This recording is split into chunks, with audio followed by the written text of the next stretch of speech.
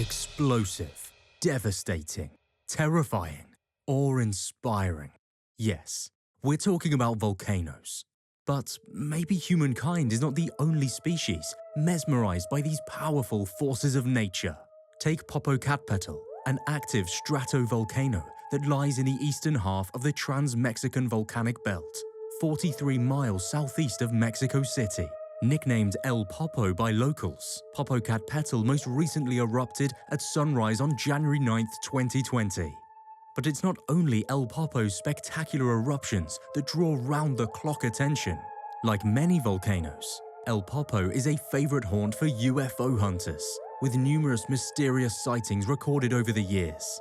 Could these sightings be absolute proof of what extraterrestrial enthusiasts have long claimed, that there's an intergalactic base below El Popo?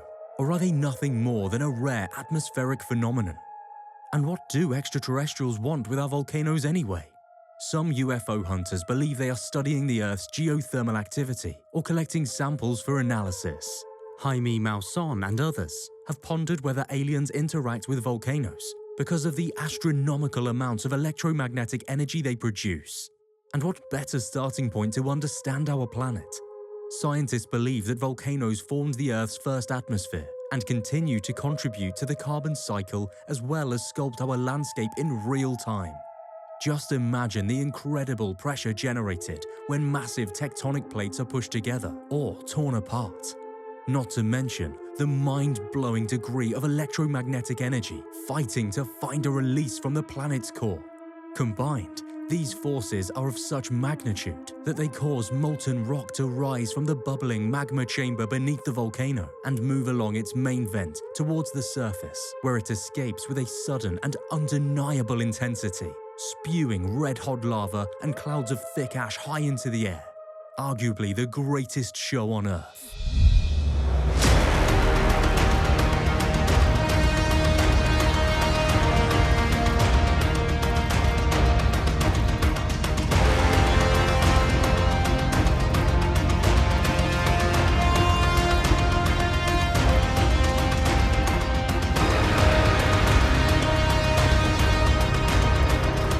The most amazing related to the activity of UFO around the volcano is that we have a mounting evidence from scores of witnesses who had national security clearances about these craft.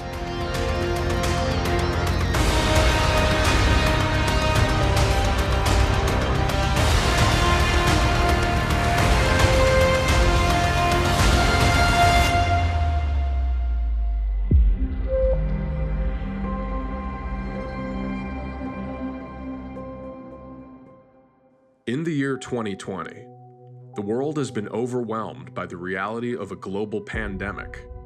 During this time, people will look to their community, their family, and the media for answers on what is happening to our world. On April 27, 2020, there was an official release to news media agencies from the United States Pentagon. The United States National Defense Department officially released proof of multiple declassified UFO videos captured from their state-of-the-art military aircraft. These UFO videos may prove that we are not alone in the universe. These UFO videos may be picked apart by skeptical arguments. We can sort of change the contrast range on our camera such that we can, my God, look at those strange flying entities in the sky. My God, look at that. Look at those strange, unidentified aerial phenomena. But to date, the world's largest military organization has released the best mainstream evidence that intelligently controlled flying aircraft that are not a part of the United States military have been seen on our planet. Sightings have been reported in mainstream news media throughout the past century, since the post-World War II UFO wave of the 1940s. Now, Stephen Bassett is a political activist and lobbyist for ufology. For over 20 years, he has been an outspoken advocate for acknowledgement and official government disclosure of information regarding the supposed ET presence. Intervention. And intervention is a very, very well-known term because in the modern era, people are very stressed out and they need oftentimes the assistance of mind-altering substances or mood-altering activity. And then they become addicted to it, and it starts to degrade their lives. And then at some point, if it gets really bad enough, somebody, a nice friend or family, intervene and try to save them. Okay? Okay. Well, human beings are addicted to war, and we're addicted to consumption, which is a form of greed. And that addiction is threatening the entire civilization. Didn't used to, but it is. It's like the drunk, you know, in the early days, it's not too bad, the marriage is all right, job's working okay, then that starts to get a little rough. Pretty soon the job's gone, the wife leaves, okay, you got no money, and you need intervention. Well, we didn't need intervention when we made the longbow. We didn't need it when we came up with gunpowder. We didn't need it when we came up with airplanes. But when we cracked the atom, we were definitely in the high throes of violent war addiction. And then when we built something like 70 to 80,000 nuclear weapons and had to match them actually either in launch mode or stockpiled as of about 1985, I guess you could say we were like the drunk, you know, stretched out on the couch in the living room with like 500 bottles of wine, empty bottles of wine around them. But that wasn't all. I mean, as I talk about in my lectures, we were now involved in a phenomena which I don't think is uncommon in the galaxy. I think it's happened very often, and that is that we have a linear growth of our, what I'll call our actual physical brain, our basic mental capacity to hold and hold and utilize information. And I guess you could all say our wisdom, consciousness level, whatever you want to call it. It's kind of a linear thing. It's moving along, you know. But then starting just after the turn of the 20th century, and then accelerating rapidly in 1945 and forward, above that is a exponential technology curve. And the effect of these two things is that in a short half century, a massive gap is developed between the technological advancements and humans. How did you get into the field of UFOs and politics? The short answer is I entered the extraterrestrial phenomena issue in '96. And it was a decision I made in late '95, and it was just a case of I'm just not interested in doing what I'm doing. It's not particularly useful to me or anybody else. So what would really interest me, and this had always been there for me. I like to say it was like I was driving, you know, randomly through my life in a motorcycle, and I had a sidecar attached, and the ET issue was in that sidecar all along, and I wasn't paying attention. And so I did several. I read a couple of key books, particularly John Mack's book, Abduction, and went to a conference or two, and I was very impressed with where things were, and I'm going, this is really happening, mature thing.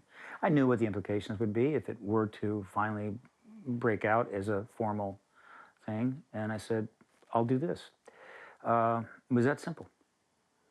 I was lucky in the choice I made in terms of where to start. Because I'd read Mack's book, I knew about his organization in Cambridge, Program for Extraordinary Experience Research. So I contacted them, and I talked with the director, Karen Wesolowski. And she was gracious enough to allow me to come and volunteer.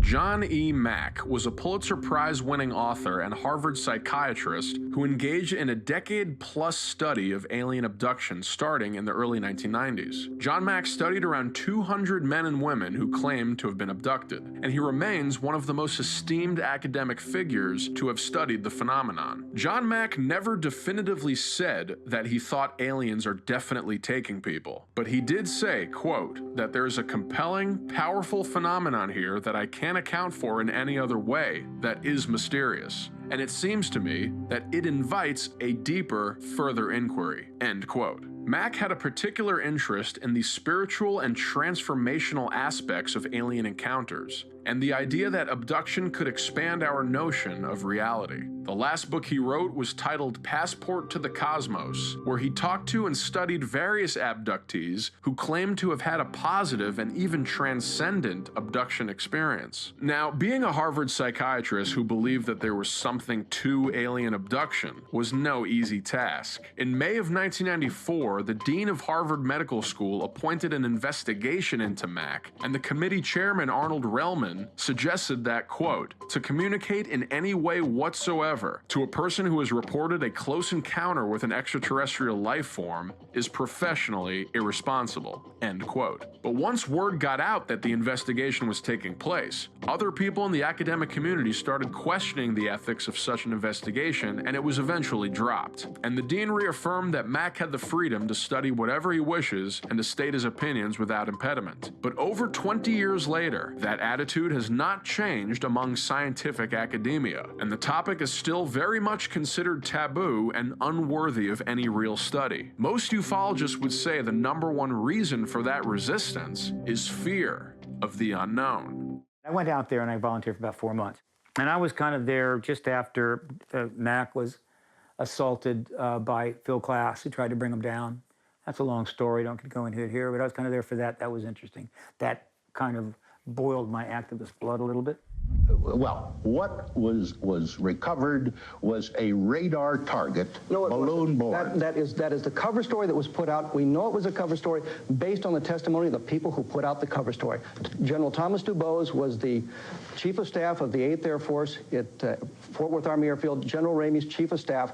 General Dubose told us that the balloon story that Phil insists upon talking about was a cover story put out by the government simply to get the reporters off their back. Philip, are you a debunker of all UFO stories? Well, is that your purpose? I look for explanations. Although Philip Klass regularly dismissed claims of ET visitation, he has been quoted saying that 98% of people who report seeing UFOs are intelligent, honest people who have seen something. So I then went and got involved in the politics right after that and stayed away from the contact aspect for years. I just didn't say anything about it. And the reason was just trying to get the press, particularly the political media, which is where I really focused, let alone anybody in Congress, to address just the fact that ETs are here, which is a big deal, right? And the truth embargo was cover up then. I worked, I think, probably responsible for the switch to truth embargo, which you now hear, because the cover up is not correct. Truth embargo is correct. Yeah, but you got to take the whole time frame into consideration here. Remember, this is 70. We're in the 70 roughly. It's the 70 first year since Roswell. The truth embargo really wasn't coming together until the early 50s, between 47 and 52, when the ETs turned up over the Capitol, which definitely got their attention, right? They were kind of going, we can finesse this. It's all right. The Roswell has been buried. It's all good. And we'll work it out. And then the ETs turned over the Capitol. Oh, God, Christ. So they really had to get serious. And after that, they got serious. The official U.S. Air Force word on UFOs is that they are not a threat to our national security. And that has been the official word for over 60 years. I am here to discuss the so-called flying saucers. Since 1947, we have received and analyzed between 1,000 and 2,000 reports. The great bulk of them, we've been able to explain them as hoaxes, as erroneously identified friendly aircraft, or as light aberrations.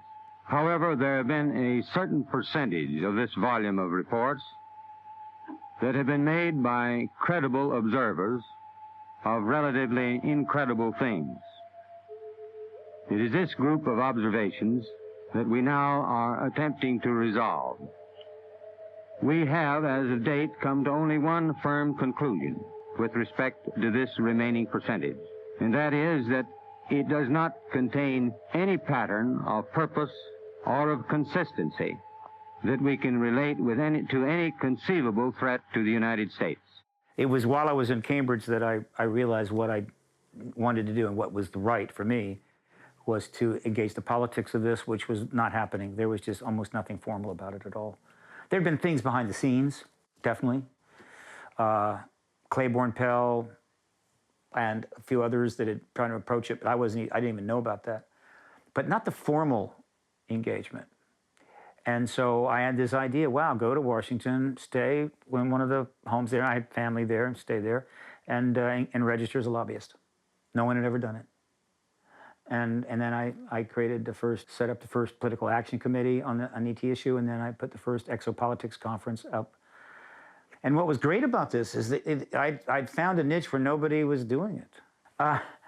It's nice to be first, right? And that was great. And from that, being a registered lobbyist, first one, got attention of the media in Washington. I started getting interviews, and that launched my political engagement. I created Paradigm Research Group as the name for the lobbying work I was doing, pro bono, on behalf of supposedly research groups, right? Organizations. That's why I called it Paradigm Research Group. But it's not a research organization. It's a political advocacy organization. But I kept the name. And that was how it began, 96 to about 97, about the developing politics of UFOs, which is what we called it for a while. Then it became the politics of disclosure. Perhaps there is some important link between UFOs and volcanic activity. In Latin America, one of the most famous and outspoken journalists on the UFO phenomenon is Jaime Maussan. He has researched many different aspects of the phenomenon that have been recorded across Latin America. Volcanoes are one of the most destructive forces of nature known to man. Because of the ever-present dangers of volcanoes across Latin America, many news agencies, including Jaime Maussan's, and government organizations have been monitoring volcanic activity for over 100 years. Cameras of various kinds and other scientific instruments have captured UFO activity around many active volcano sites across Latin America. In 1988, an incredible event was caught on a news crew's cameras in broad daylight. One of the clearest and most impactful recordings was captured at Colima's fiery volcano during an eruption, when this fire giant erupted, pyroclastic flows. In this video, one can clearly see an object entering this lethal cloud made from ash, magma stones, and gases at a high temperature, something that is practically impossible for any man-made vehicle. When this happened, a videographer, Francisco Guzman, recorded the object entering the cloud. Ese objeto pasar entre la tolvanera, muy cerca, vemos cómo atraviesa el volcán por la parte delantera del volcán y cómo se nos pierde en el horizonte, ¿sí? Para mí es uno de los avistamientos para mí más importantes, porque hemos tenido, yo y mis compañeros de trabajo, pues experiencias también de otros igual de emocionantes y de interesantes. Hay una cosa muy curiosa. El volcán ha estado a última fecha activo. En tiempos que el volcán está muy pasivo, no tenemos reportes. Es lo interesante. Por coincidencia, las veces que ha estado activo el volcán, hemos tenido avistamientos. July 7th, 1991. On this date, a UFO was witnessed by local police. And this became a major event in Mexico's UFO history. During the night, police officers decided to make their rounds near the city of Atlixco in the state of Puebla, which is close to the volcano Popocatépetl. Everything was going by standard routine, till they saw a strange object in the sky. The officers were curious, and they were certain that this was a drug trafficker's airplane. The photographer that was with them took out his camera, and he was able to capture a picture of the craft. When they developed the film, they couldn't believe what they saw. The object was completely unrecognizable. It wasn't a plane or a helicopter. The object resembled a metallic craft with 5 orange lights surrounding its circular shape. 2 years after this sighting, the volcanic activity would begin at Popocatépetl. There are no nearby airports or places where these objects could be coming from or mistakenly landing, which is why it became another piece of evidence that could not be explained.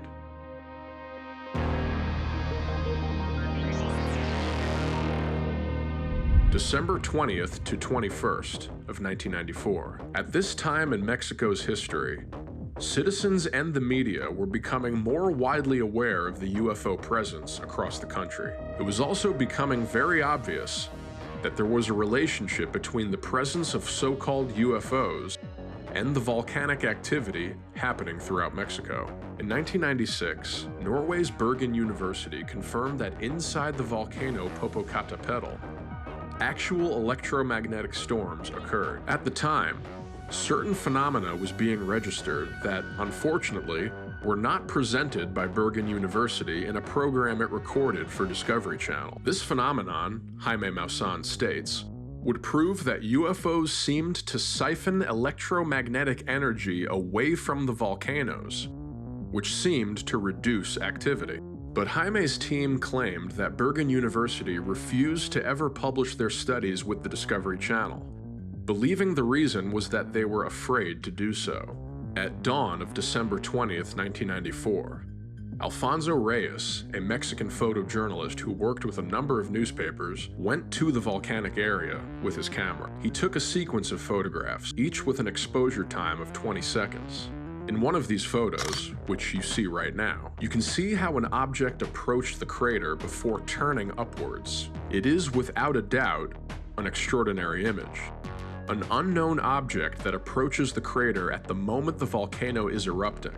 It is truly extraordinary to capture this moment. Notimex consulted with experts before releasing the photograph to its subscribers. The image seemed to be real. It was published by Tercer Milenio. And now, Alfonso Reyes tells his story behind capturing this unique image for the newspaper called Notimex. La fotografía se tomó en el paraje que se conoce como Tlamacas, un poco antes de llegar al refugio alpino que está justamente al pie del volcán. Llegamos por el lado de Santiago Salicintla, subimos por el Paso de Cortés y llegamos a este sitio alrededor de las 3:30 de la mañana, después de la segunda explosión. Colocamos en el suelo la cámara. Las primeras fotografías, como te repito, fueron de la explosión. Las trabajamos con 800 milímetros. Cuando ya hicimos las fotografías de la explosión, yo cambié el lente de 400 milímetros con teleconvertidor y coloqué un lente de 24 milímetros para hacer la fotografía del aspecto. Esto fue cuando decidí hacer la fotografía, cambiar el diafragma, colocar un F4 y dar una exposición de 20 segundos. Esta secuencia específica de la toma panorámica fueron 7 fotogramas. La fotografía donde aparece el efecto este es en el segundo fotograma. Y es cuando salió el negativo, me lo entregaron en una tira. Muy bien cuidado, por cierto, déjame decirte, pero al momento de revisarlo, ese negativo tenía esa línea que se notaba claramente en una fila de 6 más 1 que apareció por ahí en la parte de abajo. Se notaba claramente cómo tenía esa línea. Entonces revisé el negativo y me fijé que era. Y antes de protestar porque me habían maltratado un negativo, ¿sí?, me fijé que era una cosa que no estaba adherido, no era una raya y no estaba partido el negativo. Mis compañeros estaban puestos ahí revisándola todos. Todos los estábamos ahí, la vimos. La gente que revisó la fotografía ahí en la tienda de foto me dijeron, señor, no está rayada, es algo que se apareció en el negativo. No dudamos en pensar que era una fotografía extraordinaria porque aparece muy nítido. Esta franja que aparece aquí, sí, en la impresión aparece muy, muy, muy nítida. Los tres estábamos trabajando ahí con 3 cámaras. En el momento, bueno, yo estaba trabajando con un lente 400, igual exposiciones prolongadas. Había un intercambio de equipo para captar esos momentos, ese amanecer. Y bueno, pues mi compañero fue el que captó esa imagen. Y es un trabajo realmente profesional, como debe de ser uno como fotógrafo, debe de apreciar lo que es la naturaleza, debe de captar la realidad. Y bueno, pues lo que se buscó en esa noche fue captar la realidad de ese fenómeno tan hermoso, toda esa naturaleza que nos empapaba. Y posteriormente, bueno, realmente fue secundario lo que captamos, ¿no? Creo que algo inédito, algo que no esperábamos. Y bueno, pues en base al trabajo profesional de mi compañero Alfonso Reyes, yo te puedo asegurar que es un trabajo profesional limpio, que la realidad lo capta y bueno, pues es un hecho que se comparte, ¿no? Yo conozco a Alfonso desde hace muchísimo tiempo, somos compañeros inclusive de universidad, y no pienso que él haya hecho un truco de estos, ¿no? O sea, definitivamente es una fotografía verídica.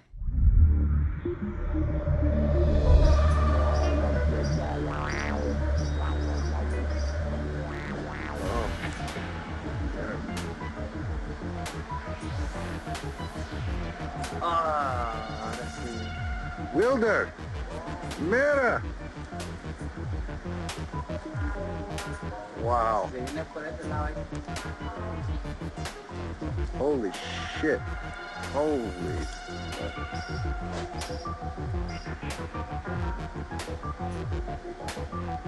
Wow. Oh.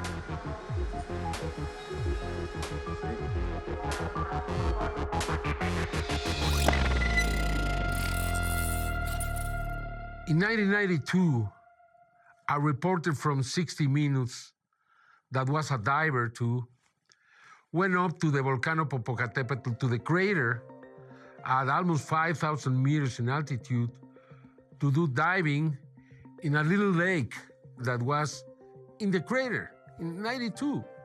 He went there and then he found that it was so hot and there was sulfur. Then I realized that the volcano was becoming active.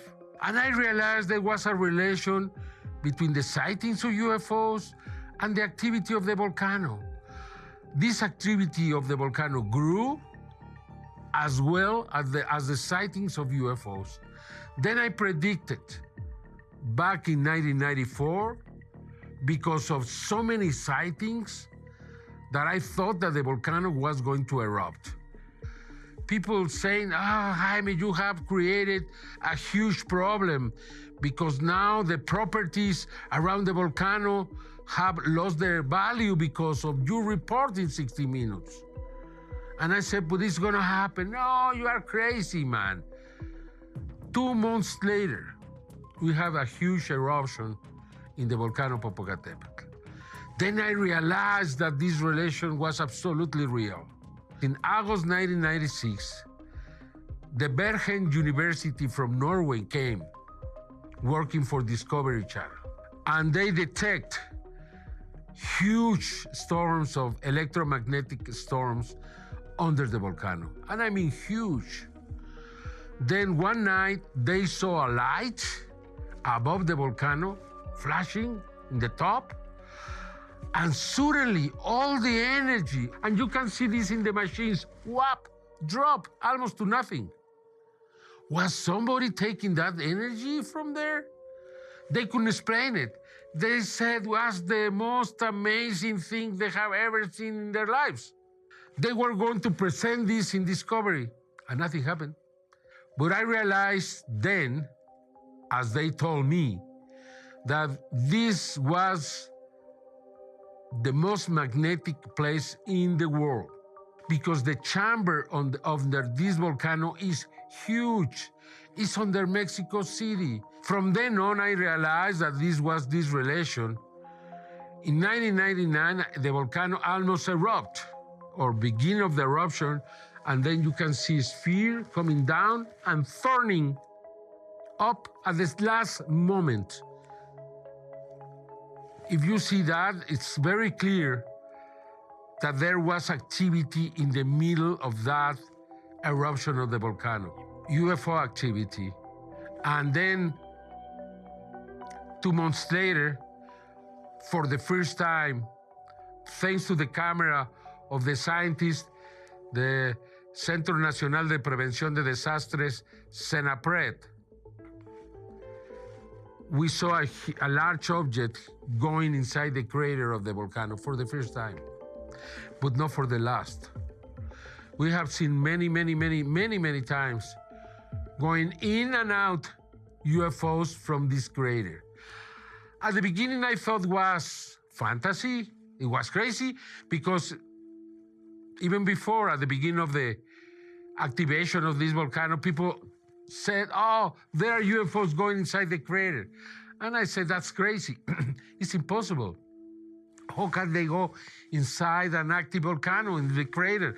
And the crater is almost, there is no hole there. A little hole, but it's almost completely closed.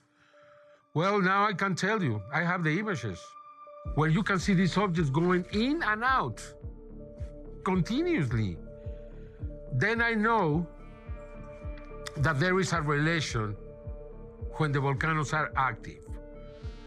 In 2003, with the Arenal volcano in Costa Rica, we got this video, the most amazing video of a UFO around the volcano. And the video is real, where you can see this UFO going around the volcano and doing many, many things in front of one camera, and the people commenting on that. This video is authentic. Nobody has proven that is not. And it's the most amazing related to the activity of UFO around the volcano. It is forbidden that the airplanes get close to the volcano. Since 1994, the airplanes have to go around the volcano, especially when it's active, because of the ash. Then we know that there are no airplanes close to the volcano. But also, if you look to the videos, you will realize that they are not airplanes. It's very clear. The airplanes don't go inside a crater.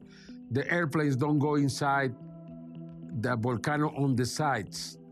Then anybody who investigates this is going to realize that there is something else going on around the volcano. I'm not saying extraterrestrial, but I don't know anything else that could do what I've seen these objects to do. Back in December of the year 2000, Alfonso Reyes, from a newspaper, from an agency, as a matter of fact, took this photograph where you can see an object getting close to the volcano and turning right at the last moment. The volcano was almost erupting. After that happened, after that picture, the energy reduced like nothing. In Mexico, the government had announced that the volcano was going to erupt. There was evacuation around the area. But after this picture, nothing happened. And then I thought that probably these UFOs are controlling the volcano, or probably they take the energy from the volcano and then the activity reduces in just a few minutes. It's something that I cannot explain, but the evidences prove that it's something extraordinary. El Centro Nacional de Prevención de Desastres, CENAPRED, had cameras around the volcano. Back in the February 14th, 2001, these cameras took a long object for the first time going inside the crater of the volcano. And from then on, not just the CENAPRED cameras, but also Webcams de Mexico, security cameras, and our cameras, because we have cameras, observing the volcano 24 hours a day. We have been able to obtain incredible evidences around this volcano. I don't know if all the volcanoes in the world have this activity, because there are no cameras like in this one. But this volcano is so close to so many millions of people that we have to take many measures to protect these people. And that's why we have all these cameras. Our cameras, the cameras of Tercer Milenio, are high definition, very modern cameras, and these cameras allow us to see the volcano very clearly every night. Over the years, the volcanic area where the Popocatépetl and the Iztaccíhuatl are located has been home to multiple sightings of unidentified flying objects.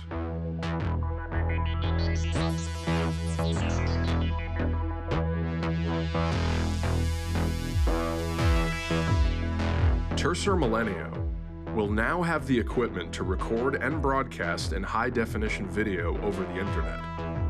With this new project, they will be able to see activity as it happens, like never before. Sí, pero nunca a nivel profesional. Estamos hablando, por ejemplo, inclusive ni siquiera a nivel militar. Desde el principio fue un reto y sigue siendo. Queremos ver que si somos capaces y cómo. Básicamente el proyecto en sí también va acoplado a lo que es un sistema de server IP con el que puedes jugar y transportar la imagen a otros sitios, pero además hacer programaciones, por ejemplo, tipo autotracking. El sistema autotracking te permite pues, dejar el equipo instalado, en este caso lo que vamos a hacer en las faldas del volcán, para que si ocurriera algo pues se pueda hacer un seguimiento. No necesitas tener un monitoreo 24 horas con el joystick en la mano y de forma automática se pueden generar esas tomas, que esas en sí, una cámara que lo vea todo y que lo vea con alta definición, las existen, pero son con muchísimas limitaciones, no para este caso. Para el caso que se va a trabajar aquí, vamos a iniciar con una primera instancia en 36X, en calidad 4K, compresión H265 y con ralentizaje de nocturno para poder ver imágenes con poca luminosidad. On several occasions, UFOs have been captured entering the crater of Popocatépetl volcano. Senapred, Televisa, and amateur video from Mexico have managed to obtain extraordinary images of these sightings.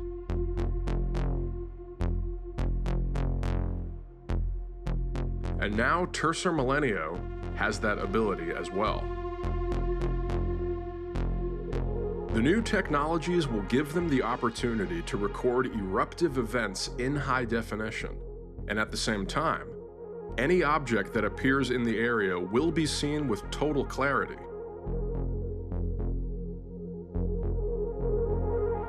Through a high-definition volcanic monitoring system.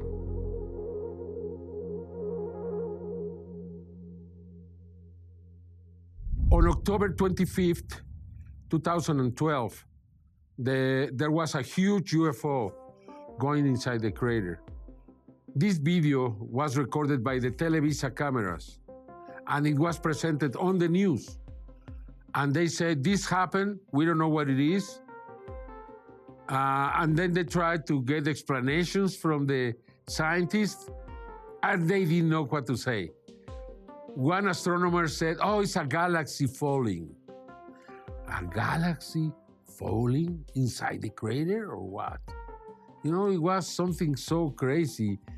And on May 30th, 2013, we can see again a UFO. Now it seems like a disk going around the crater and suddenly going inside the crater. How can you explain that? Nobody has tried.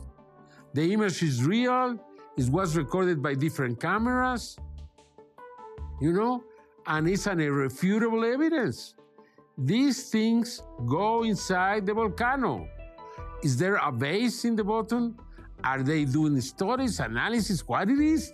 I don't know. You know as much as I do. I don't know. But the evidence is there. Can anybody explain this?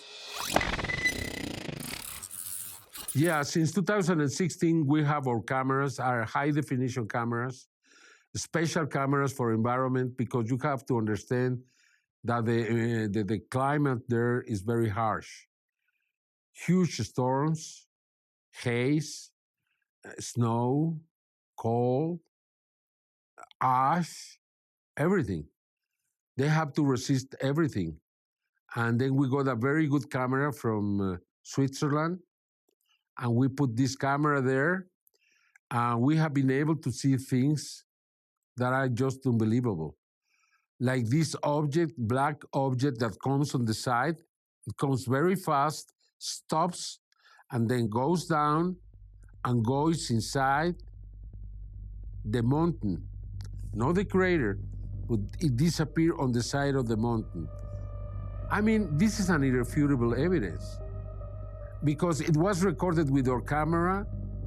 The image is original.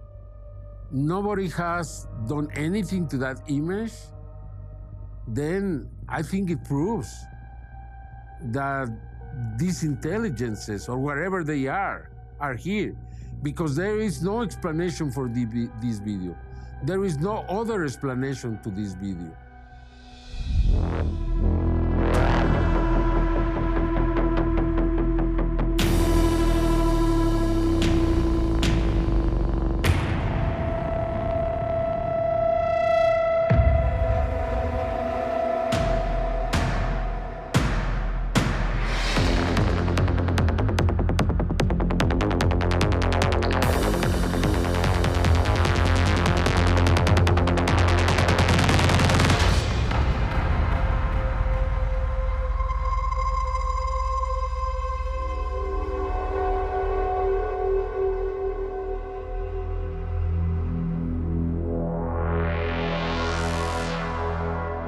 This was recorded in broad daylight by Tercer Millennio's volcanic monitoring system on January 2017.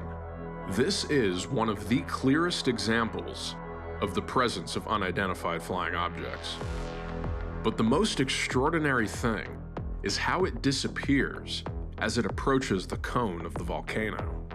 The report was made by the volcano watchman, Aldo Arambula. Pay attention to what happens here. The object approaches the volcano. After stopping in the sky, it descends directly to the volcano's base, where it disappears. This is in slow motion. So where did it go? It seems to have simply disappeared. This video confirms the existence of these objects in volcanic zones. Some people believe that they could be using the natural energies of these sites to move around this planet or the universe. After we set our cameras, we presented the signal live, and it's open to anybody in the world. People who started watching the volcano 24 hours a day reported anytime that there was something strange in the volcano. And that way, with my team, my people, I was able to get very factual reports of what happened in the volcano. We had the images, but it is very difficult to watch anything 24 hours a day. But when you have the help of hundreds or thousands of people, not just in Mexico, but around the world, then you can really follow the activity very closely. And because of that, we were able to get so many evidences from this camera. It is just amazing. Any investigator who wants to come from anywhere in the world and want to see these images is going to realize how important is this. And there is something very, very interesting.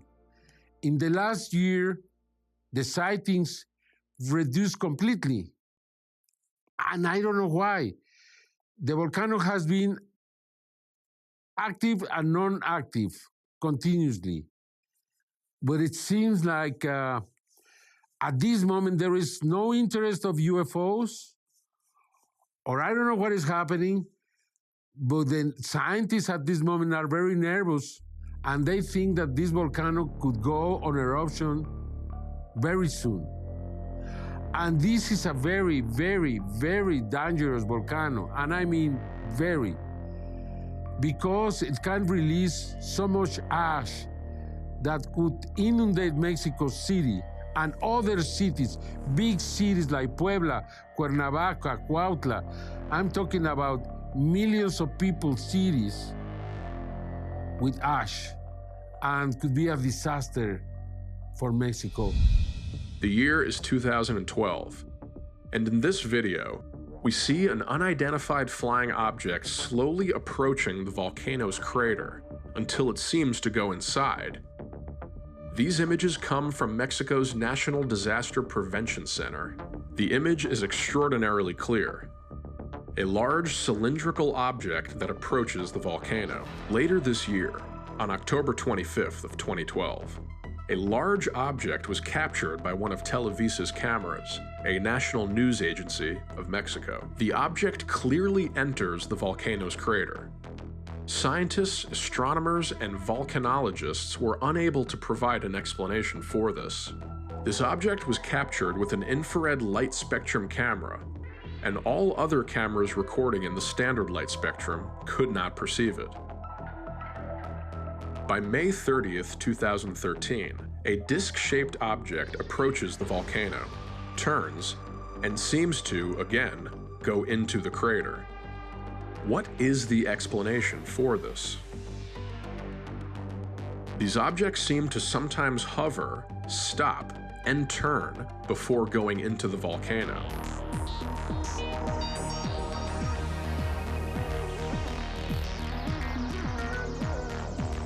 This couldn't be explained away as an asteroid, a missile, or some conventional aircraft landing in or around the volcano. Again, there are no nearby airports or places where these objects can land near the volcano. This is restricted airspace. Some months later, on June 13th, 2013, another object was recorded by an anonymous source. Another cylindrical object approaches the volcano's crater. At this moment, it was evident that something was happening inside the crater.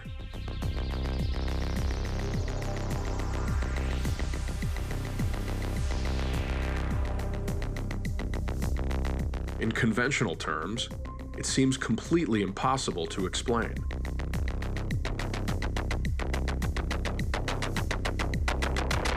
More recently, a Tercer Milenio camera was placed in this area, and they started to capture images such as this one, captured on August 12th, 2016.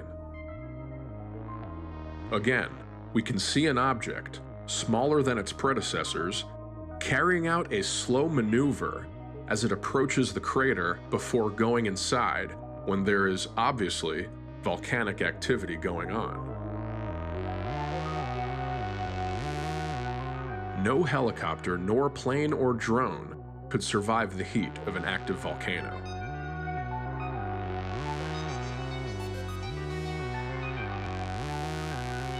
Tercer Milenio's camera started capturing more and more images of objects that appeared from behind the volcano. They appeared from the sides.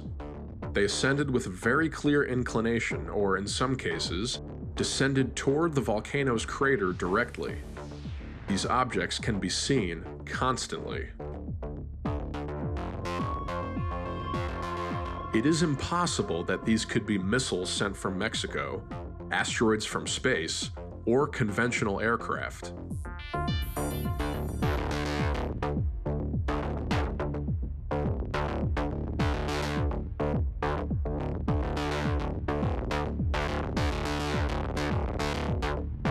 See for yourself. Here we can see up to 3 objects next to the volcano.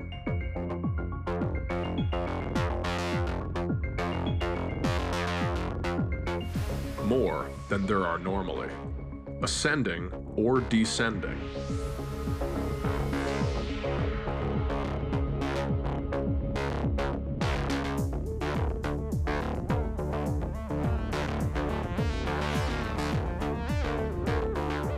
This is just a possibility.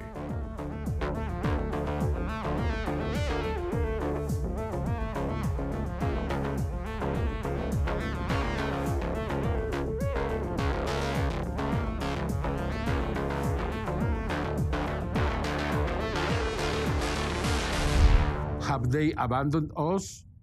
Are they not interested in the volcano anymore? Is there a reason why the activity of the volcano has increased lately and the UFOs are not here? Are they coming back? I cannot answer any of these questions, but this is what is happening right now that we are talking. On March 20th, 2019, again, UFOs are present. Notice the quality of the image and how we can see one of these objects go inside the volcano. Notice the inclination and the downward movement. This is not how airplanes descend, not helicopters or drones either.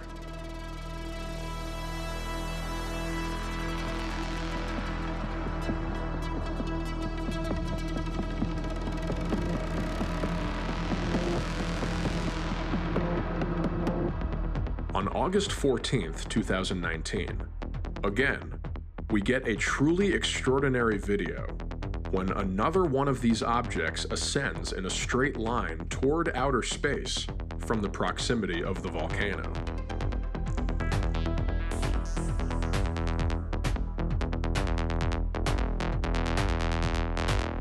The object exits the crater, and it can clearly be seen as it exits the active volcano.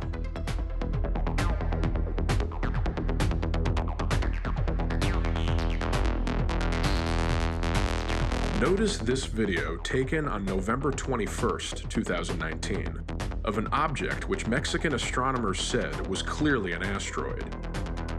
The object should have exploded. It is also a cylinder in shape.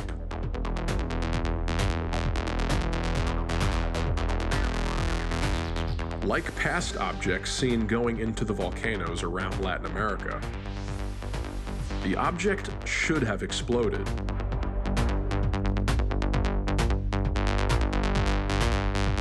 Do you think this is an asteroid?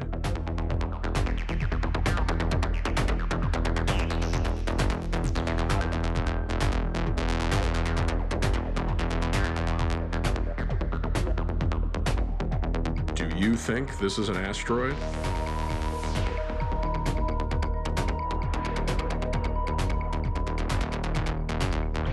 This is just a possibility. And whether or not it is true, you will have to decide for yourself.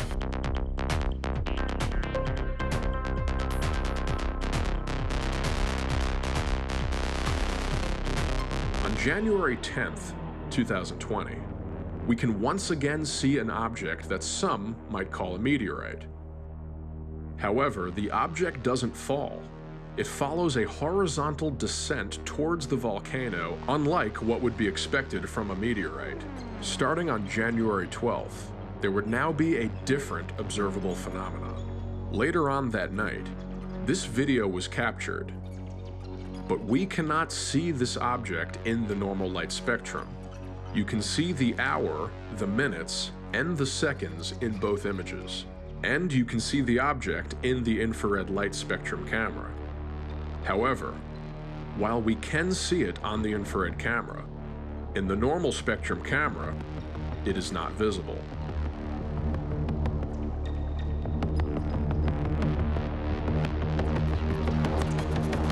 These objects can be seen with the infrared camera, but they were also recorded at the same time by a normal spectrum camera.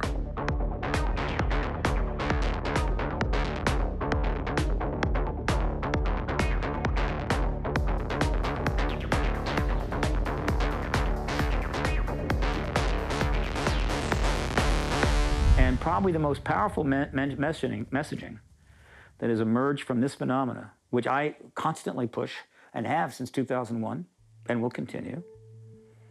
And it's probably the most clear example of how the truth embargo is effective, because there is no way in hell that logically every academic in the country, a relevant academic, or a political media or national security reporter would not be all over this, and they are not, is that we have a mounting evidence from scores of witnesses who had national security clearances as working on strategic missile bases, which is, you know, a little harder job to get than, I don't know, greeter at Walmart, about these craft coming down over their facility and turning the missiles off.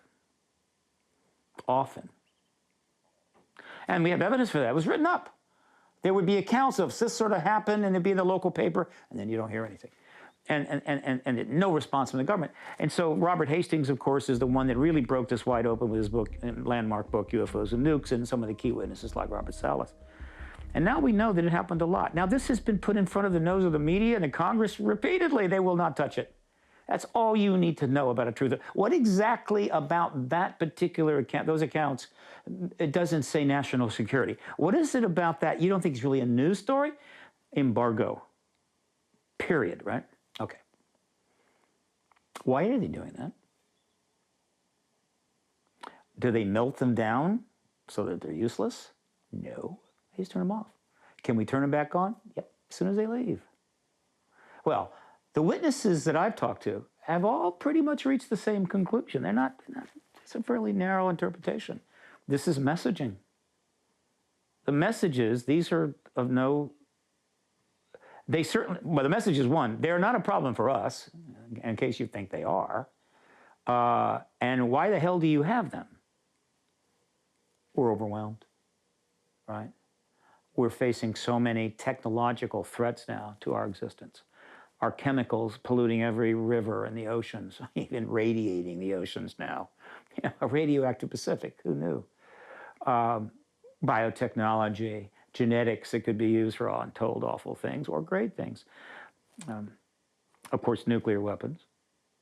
The Air Force has even been looking into antimatter weapons. Trust me, that could make a big bomb. AI, robotics, all of this. It's, boom, it's gone. We're still down here. It's awful. So what? All right. Intervention.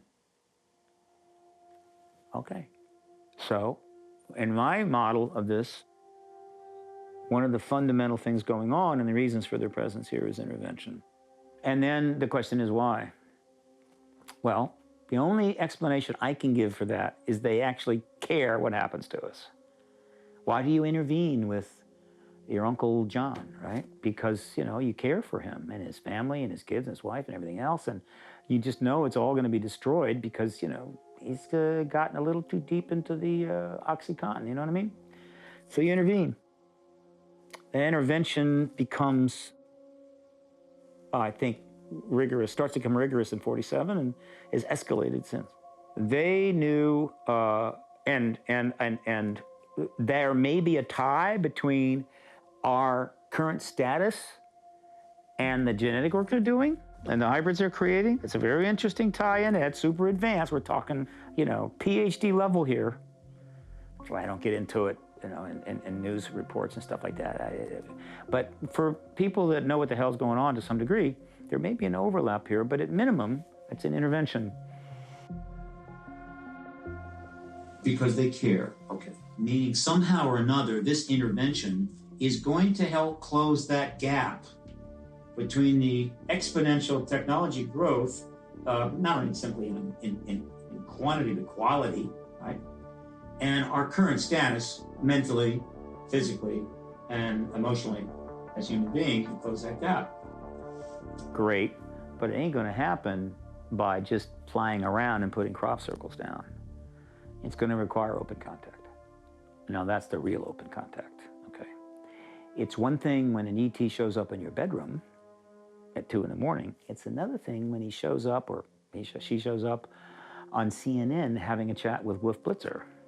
Maybe not in the same place, maybe on Skype, because, you know, there's some issues there in terms of that happening, but that's a whole different matter. Now that's open contact. That is where I think this is going.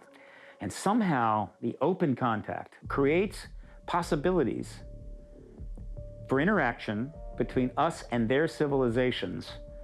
And those interactions will serve to assist us in closing that gap between where we are as humans and the technology waves that are coming at us. We have presented overwhelming evidence that volcanoes from across Latin America seem to be hotspots of UFO activity.